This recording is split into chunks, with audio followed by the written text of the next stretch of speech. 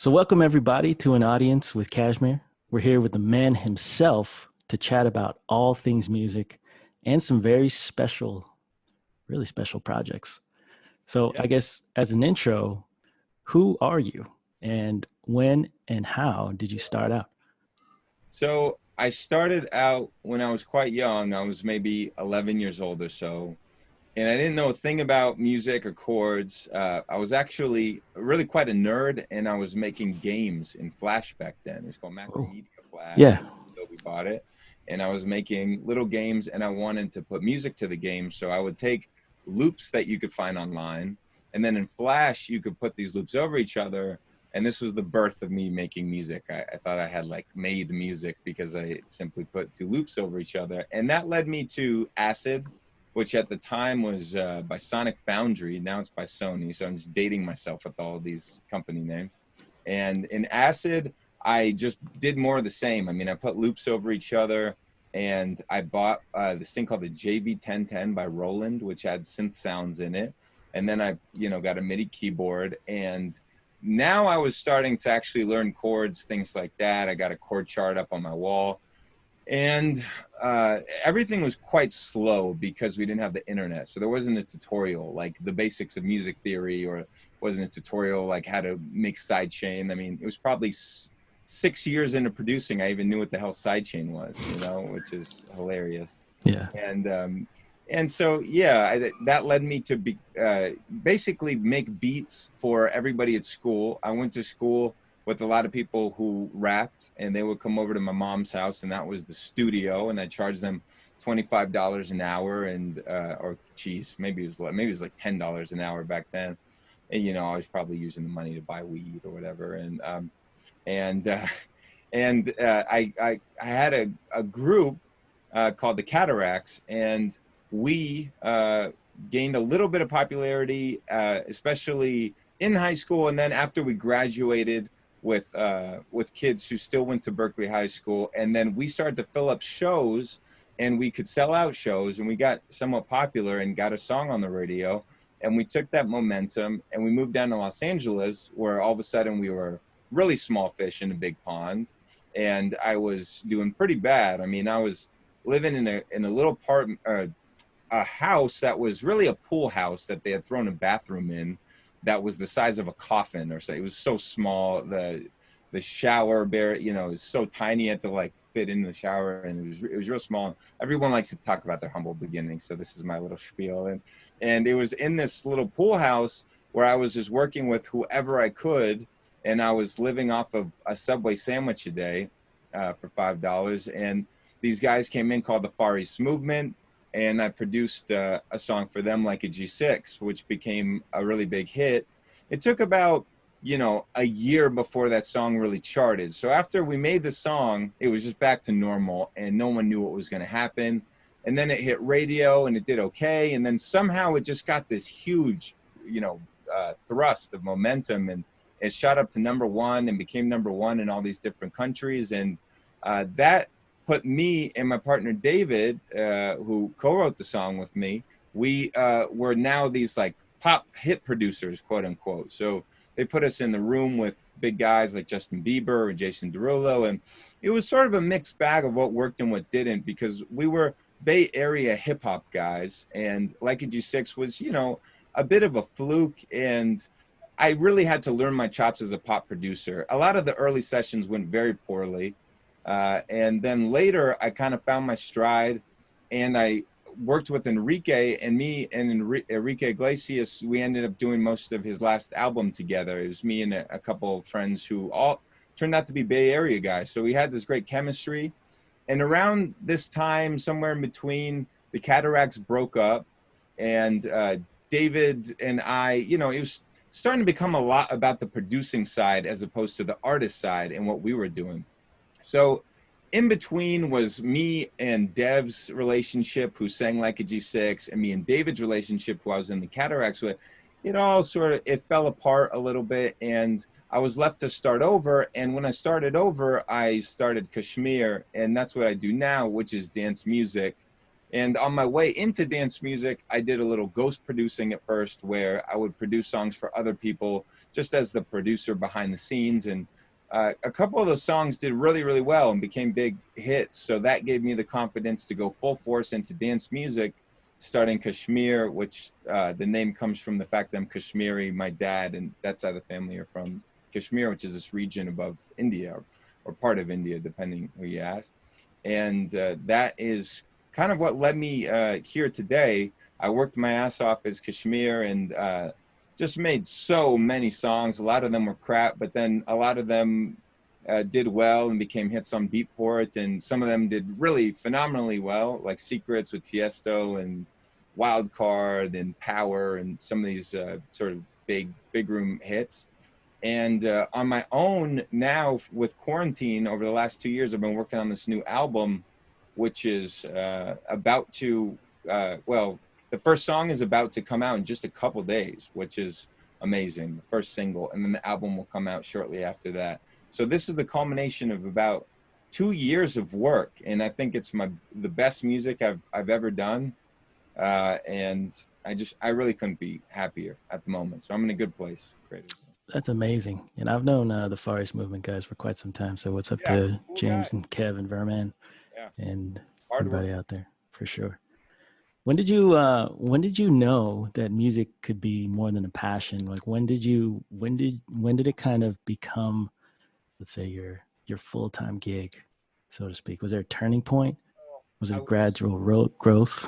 I was so delusional that I just always thought it was gonna work, because I knew that I wanted to do it all the time, and I would come home, I would skip school, I would leave school early in some cases. I'd come home, just get right to working on music, and so I just felt that if I could do this so relentlessly that eventually it was gonna work out for me. I I guess it became evident that it was really possible when a song got on the radio locally.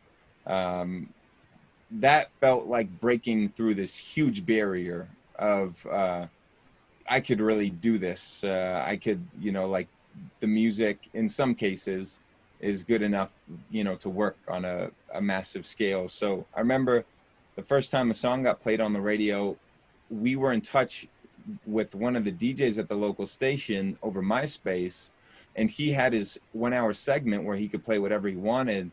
And he said he was going to play our song. We'd messaged back and forth on MySpace. So we got in the car, and, I think we were probably smoking blunts, and we were just, waiting for it to come on with bated breath. And when it came on, it was like, we had already made it at that point. It was like, we did it, and that was, that was, I guess, the first big moment for us, hearing it on the radio. Wow. And so we live in an era, right, where music is truly accessible. Today's kids and teenagers have access to tools that were exclusive just even a couple of years ago. How do you think the widespread accessibility of music tools has really changed the relationship? Has it changed the relationship of music creators, you think? Yes. I mean, so first of all, the threshold of entry is a lot lower now.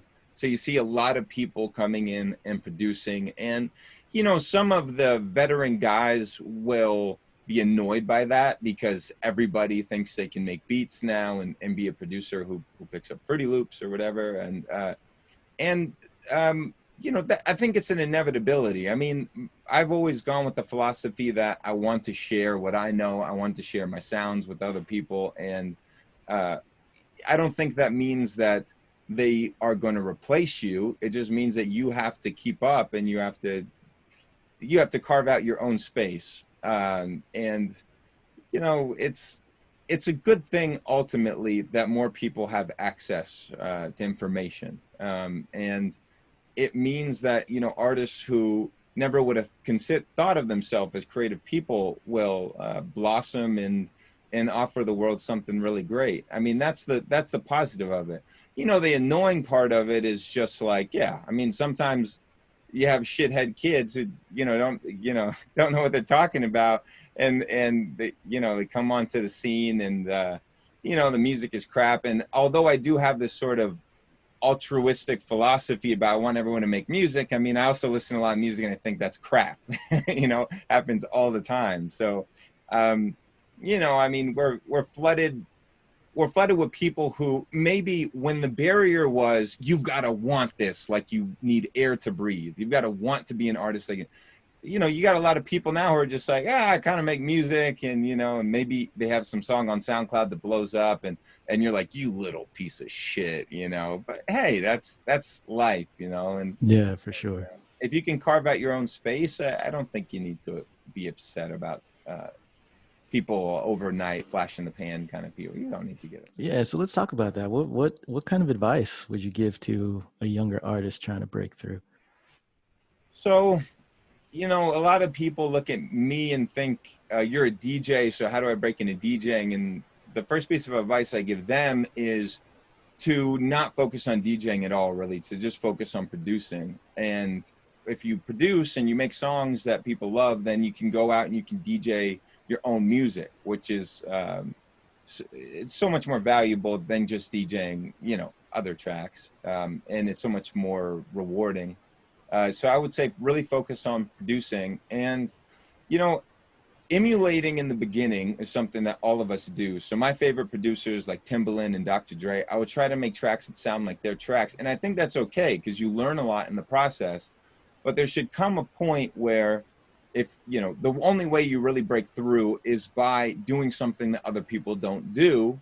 And that's a bit cliche and everybody knows that, but it helps to, one, have other people around you that as you are trying to make something in your mind that's as good as other producers, they'll stop you and they'll notice a quote unquote mistake that you made. And they'll say, no, that was actually really great. Because your personality comes out whether you wanted to or not in the decisions you make while producing. So sometimes our personality is coming out and we say, oh, but that doesn't sound as good as other people. And then we end up killing something that's actually unique about us. So to have people around you who are listening to music, not as a producer, but just as a, you know, first impression listener of music, they can stop you and be like, no, wait, that sounds really great. And that was the case with G6. I remember G6 was sort of a mistake where I took the melody from a synth sound and dragged the MIDI over to the bass, and all of a sudden the bass started playing the melody, and that ended up, everyone in the room was really crazy about it, and I was like, oh shit, maybe this was a good idea, not a mistake at all. And I think it applies in a lot of cases to producers because we're in the forest so much that, you know, we don't really see the bigger picture of it, and we want to correct things, and we want to keep on editing and editing and editing. So to keep people around you that are a way of giving you feedback when you connect on something. And when something connects, you should follow that path and you should see where it goes. Oftentimes I find that the way you can make unique music or unique ideas and put them out into the world generally is you don't have to create the wheel over again. You don't have to create something revolutionary. You can just take two ideas that are seemingly disconnected and put those together.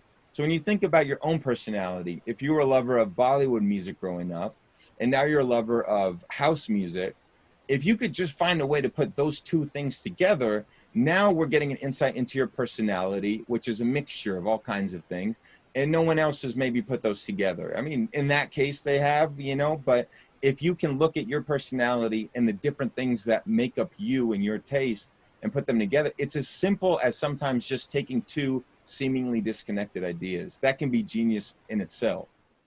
That's great advice. It's been a crazy year, like this past year for all of us.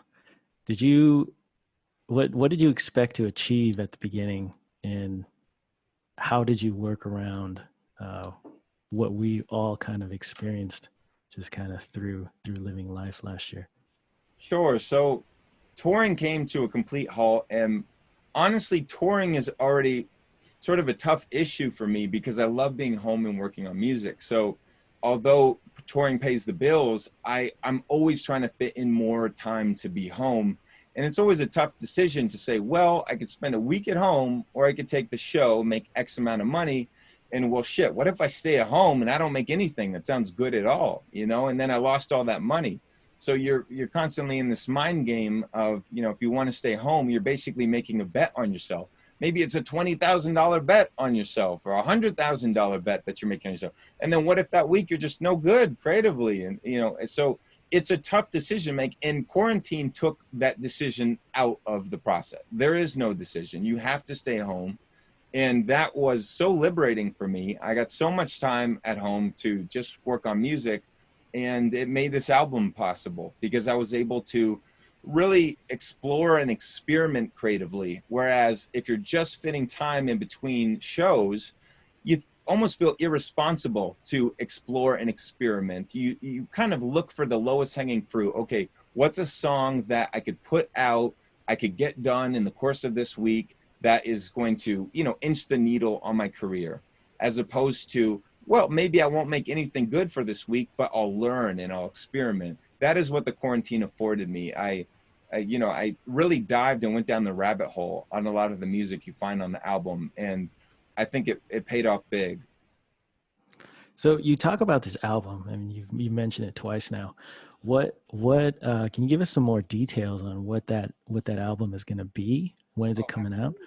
I love talking about the album. So the album is, in my mind, before you even get to the music, is about this kid who sets off on this journey after his mom dies. And he has some cryptic instructions from her that don't quite make sense. And it leads him to a forest, and it leads him to this carnival, and it leads him to just on a big journey trying to sort it all out. And really all his mom wanted from him was to go live life and experience life on his own. So he finds, in one song, he finds himself in the forest, meeting this guy, the Moon King, and the sort of sonic texture of it is, you know, how could I say? It's just kind of weird and wonky, and has various sections that in themselves are super catchy hooks, but it's not like singles you find in dance music. There's like 2 or 3 that really qualify as like a catchy single for dance music, but in most cases, it's more about putting you in a particular world. There's another world that, like I mentioned before, is this carnival, and it's narrated by this crazy carnival host who brings you into it, and then you go into the depths of it, and it gets darker. And most of the songs really don't have synths, or the synths are really much more in the back, and it's all focused on real instruments. And I had to really push myself to, you know, use real instruments in a way that hits as hard as dance music as is expected to. But it's really not the 128 region, the big room region. There's really no big room except for One More Round, which made its way on because that was the song that I just released before the album, and it, you know, was a success. So, okay, we're putting this one on the album. But there's really no big room at all, and it's really more about exploring tempos that I would want to listen to in a car ride. And there's some of these songs that are such a journey all in one song.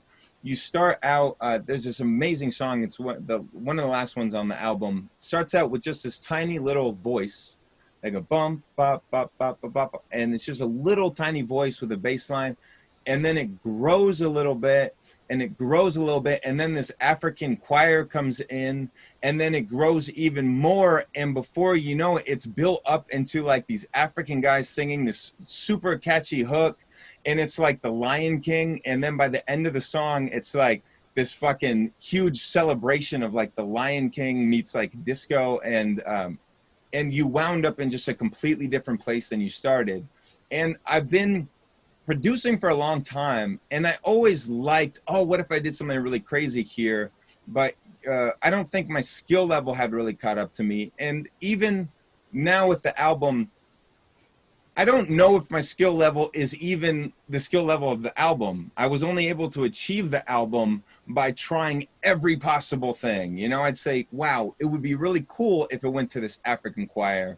And then logistically, you know, even with the music theory and everything I know, I was like really struggling to make it work, but I would just do 30 versions until it fucking worked. So I almost look at the album as like much bigger and more skillful than I am, because I would just try every possible thing and then I would just stumble on the thing that worked. But I had the vision each time.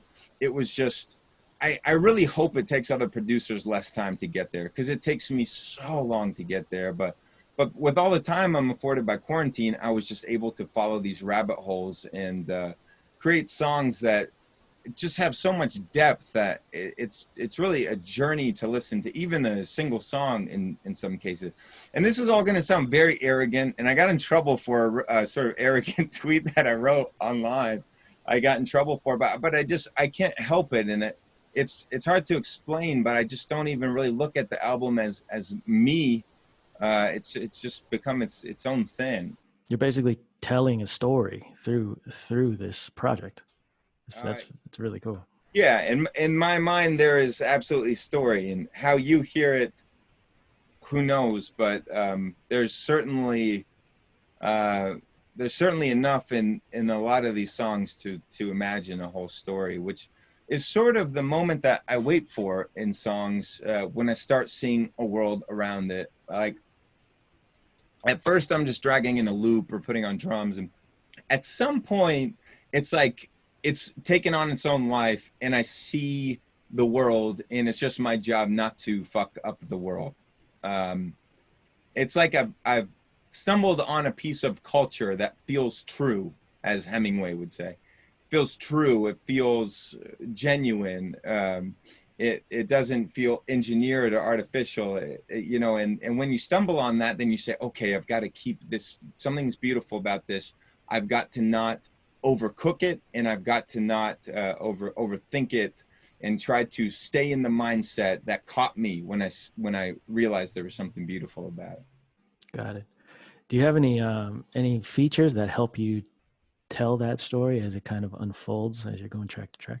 Yeah, so Kara, who's my absolute favorite singer at the moment and songwriter, I worked with her on. She's featured on, I think it's 3 songs, and she is just such a friend, and her voice is so amazing, and any producer will understand what I mean. I got her in a room, and she was up for it. I had her record just little bits on everything, everywhere, and it was like a dream come true. And when I say producers know what I mean, it's because as a producer, the one thing you don't have is, and you can't fake, is the human voice. And a beautiful female human voice scattered all over your music is just like a dream come true. And you find all kinds of places that it works. And another guy who helped me out was Zafrir, who's a dear friend in Israel. And this guy can get together all kinds of people. He'll get together, you know, a group of children to sing. He'll get together some of those African vocals that I was talking about earlier. And he was just willing to help, and God bless him. This guy's got brass, just nuts of steel. What was it? Balls of steel. In one case, he needed a crowd to sing something. So he's in Israel, he's in his town, and he goes to the local theater where everyone just got finished watching a play. And he stops everybody before they leave in the crowd. And he says, people, if you could for me do just one favor and sing this melody. He got his microphone with him. And he got a crowd of fucking, 200 people or whatever to sing this melody that he ended up using in a song. And I just respect the guy so much. I've watched him do videos where he goes through guitars and he goes through harps and he just plays everything. He's kind of the best kept secret. He's incredible. That's amazing. Moody works with me. Just showed up. Hey Moody, how you doing? What's the album called? I'm not revealing it quite yet. Interview coming out. Okay. When's the interview? When is this interview coming out? This comes out off the record, I think next week in NAMM. Oh, that's fine then. The album's called Harmonica Andromeda. Cool. What label is it going to be on? It's going to be through Spinnin', through my label Dharma, which is an imprint on Spinnin'. Oh, okay. And I've heard something about a Dharma studio. Can you tell us a little bit about that? Sure. So Dharma Studio is the website for Dharma, and Mm, it's more than just a label where we tell you what releases we have. It's a hub for producers. So you get tutorials from me. I love talking, as you could tell. So I talk on there and I do tutorials, and we do sample packs and we do templates and really everything that producers could use. The sound packs, my sound packs, the Sounds of Kashmir ones, those are on there. My plugin Kashmir Essentials, which is like a one-stop shop for vocal chains and synth chains, things like that. That's on there. So Dharma Studio is basically a place for learning and to for grabbing tools. Yeah. that's cool. Um, we also heard you got a new side project. Can you tell us a little more about Dreams and how you decided to start it? Sure. So Dream sort of came about after, making songs that didn't quite fit for Kashmir, but I had been making so much, Kashmir focused music that it was fun to make some sort of poppier stuff and stuff that's a little less high energy focused, and wasn't quite sure what the home should be for that. So Dreams came about, and Dreams is something that I have more songs for. I'm going to keep working on, but really at the moment I'm just focused on the Kashmir album. But there is going to be another Dream single that is going to come out when some of this clears up. So that's just a fun place to do stuff that is in a way almost the opposite of Kashmir music, which has always been cinematic and sort of intense and serious, and then Dreams is just the other side of me, I guess, which is, just like a, sleepy, chilling sort of guy. That's really cool. Other than the album, what does 2021 hold for you? Well, God willing, they'll be touring in the latter half of it. And it would be really great to go and perform the album for people live. So I'm really hoping that I get the opportunity to do that. But really, mostly in the near term, it's enough to just be focused on the album. I think I look at the album as sort of a turning point for me to kind of reestablish where I want to go with music. Um, I guess I'm known as the big room guy, which is really fun for a long time, and I still do love big room music. But I am getting older, and I found myself listening to my own songs less and less on my own time. Like they didn't really quite fit the mood that I was in. So the album is much more where I want to go with music, and I guess beyond the album, it's sort of fulfilling the promise that the album makes of where I'm taking my music. I guess that would be how I look at the rest of 2021, and giving people like a great, live experience. Again, knock on wood, but every couple of years, I redo the live show with a new animated story. So in my live show from the very first one, there's been this animated story that when the show begins, you get introduced to, and then 20 minutes in, you get the second act of the story, and then so on. By the end, the final act of the story is intertwined with the final song that I play. And I just really love the kind of show that creates. And it gives you a reason to be there from beginning to end. And it gives this context and this weight to each song. And when the narrative ends and, something epic happens, right? And then the guy says, we have work to do or something. And then the song kicks in and it's just, it feels very satisfying. And to be able to give people music with that sort of added drama has been really fun. And we've got this new story that it's done being animated. And it's the best animation we've ever done. It's just like really stellar looking animation that we did with this team called Resonate. It's a great animation studio out in New York. And it's just, I just can't wait to show that to people and to, show the album to people. Man, that sounds super exciting. Yeah, it's cool. Oh, Well, also, yeah. also on the producer side, because this is a producer thing, we're working on Sounds of Kashmir Volume 4, mostly me and Moody, who's behind me.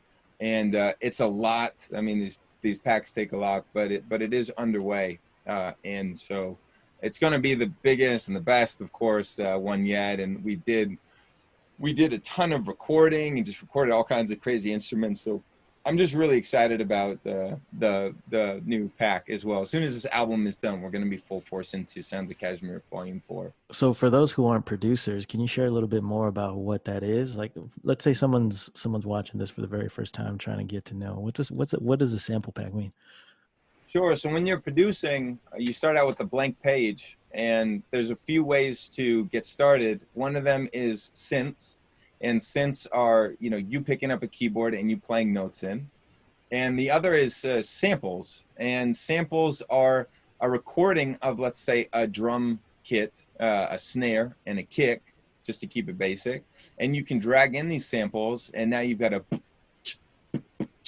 and these come in all different shapes and sizes. There's more kicks than you could possibly imagine. There's billions that all kinds of producers have made for other producers to use in their productions.